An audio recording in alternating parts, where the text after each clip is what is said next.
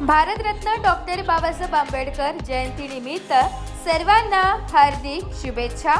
समाजाला शिक्षण, समानता आणि स्वाभिमानाचा मार्ग दाखवणाऱ्या महामानवांनी भारतीय समाजाच्या परिवर्तनासाठी आयुष्य समर्पित केले।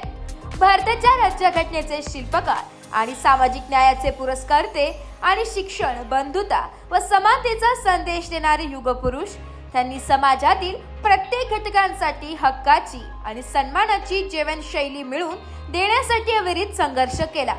आयुरामचंद्र नामदेव जाधव, सेवानिवृत्त शिक्षण उपसंचालक, पुणे नाशिक विभाग, प्रदेश सचिव, बहुजन समाज पार्टी तथा पुणे झोन प्रभारी यांनी भारतरत्न डॉक्टर बाबासाहेब आंबेडकर जयंतीच्या शुभेच्छा देत नाशिक लोकशाही न्यूज वृत्तवाहिनीवर आपले मनोगत व्यक्त केले। सर्वांना सविनय जय भीम।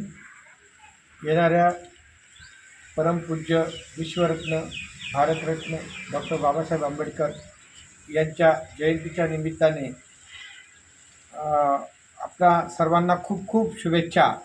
या जयंतीच्या निमित्ताने मी एवढंच सांगेन की युवा वर्गाने खूप शिक्षण घ्यावं, शिकून मोठं व्हावं आणि आजच्या या राजकीय परिस्थिती पाहता संविधानावर जो हल्ला होऊ पाहत आहे, हा संविधानाचा हल्ला रोखण्यासाठी आणि हे संविधान जतन करण्यासाठी युवकांनी शपथ घेतली पाहिजे।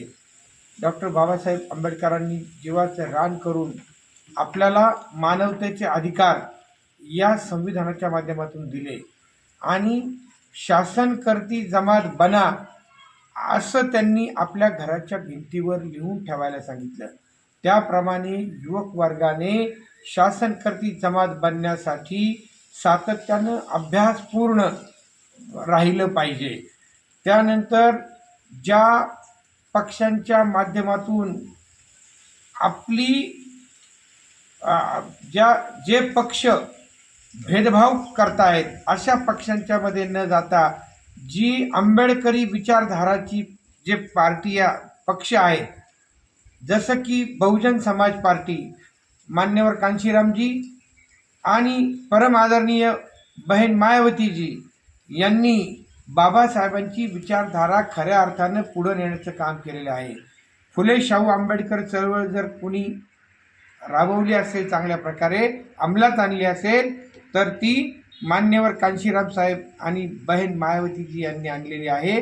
त्यांच्या विचाराचा आदर्श घेऊन आपण पुढे गेलं पाहिजे, एवढंच मला सांगायचं आहे। नाशिक लोकशाही न्यूज साठी प्रतिनिधी देविदास जाधव, चांदवड।